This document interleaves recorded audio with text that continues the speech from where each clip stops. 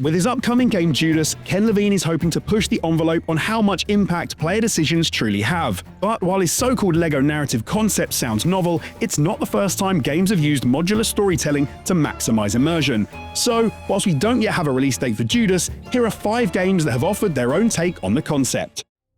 Shadow of Mordor, Shadow of War, the Nemesis system. Often when a marketing campaign focuses too heavily on a single mechanic, it's a sign of problems ahead. And I'll admit, when Warner Brothers waxed lyrical about their Nemesis system in Shadow of Mordor, I started to get the Star Trek the video game Gorn vibes all over again. But how wrong I was. Not only was Shadow of Mordor and its sequel absolute bangers, the Nemesis system took the experience to a whole new level. At its core, the system allowed players to create rivalries with specific orcs. Fail to kill Borgloff the Bone Crusher, and he'll feel emboldened the next time you meet. Get killed by him, and he might be promoted within the orc army. The Nemesis system was so innovative, it was actually granted a US patent in 2015. That's why no other games have been able to replicate it properly. Warner Brothers legally owns the idea of procedurally generated enemy hierarchies that remember your interactions. But it's still relevant for Judas. It shows modular storytelling doesn't just have to be about branching dialogue trees. Systems themselves can tell stories, even if those stories end with you being headbutted to death by Borgloff again. Detroit Become Human, flowchart branching on steroids. David Cage's 2018 game Detroit Become Human was a melodramatic success in many ways.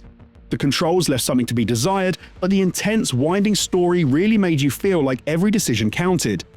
You felt like you had the lives and futures of these characters in your hands. Quantic Dream pushed things even further by presenting players with a flowchart showing all the different ways the story could develop.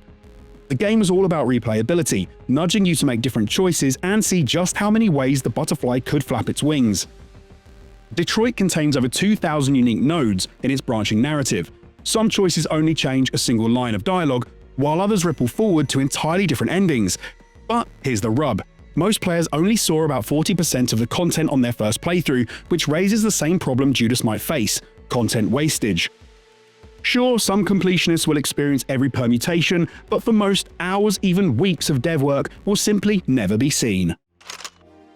80 Days, narrative as a web, not a tree.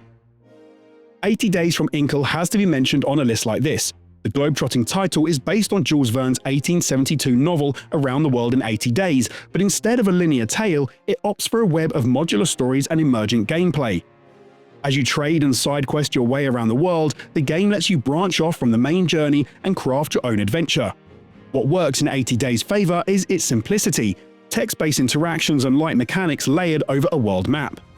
The game script is over 750,000 words long, roughly the size of the Harry Potter series combined. Every city has unique stories, characters, and branching paths. That scale is why Time magazine named it Game of the Year in 2014. Judas is aiming for a similar seamless modular system, but with a much heavier Bioshock-style world. The big question is whether everything will hold together once you scale up the complexity. Prey, systemic storytelling with multiple endings.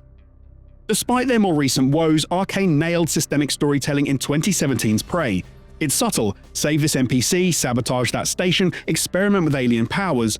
By the time credits roll, you've molded your own version of Morgan Yu. The story beats remain the same, but fleshing out a character through systems that don't rely on cutscenes was a soft-touch approach that worked beautifully. Prey's ending isn't just multiple choice, it's secretly a simulation test. The final reveal— spoiler, giving weight to even the smallest earlier decisions. In Judas, Ken Levine will surely be hoping for something similar, letting players feel like they've shaped their own version of Judas as the story concludes. The Stanley Parable, choice as the joke.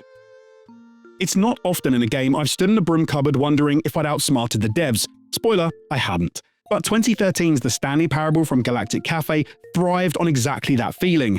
The original Stanley Parable started as a Half-Life 2 mod in 2011, but entirely in Valve's Source engine.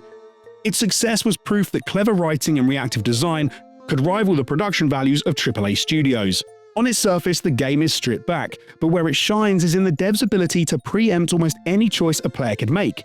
By building a web of narrative arcs around Stanley and then making jokes out of any deviation, the game becomes something special. Through careful nudges, sly manipulation, and a perfectly snarky narrator, the Stanley Parable made players believe that anything they did would be met with a clever retort. If Judas can capture even a slice of that "how did the devs know" magic, it'll be on to something special. So there you go, 5 games that took a damn good shot at modular storytelling. Not to mention 5 games you should definitely check out while you're waiting for Judas to scratch that emergent gameplay itch.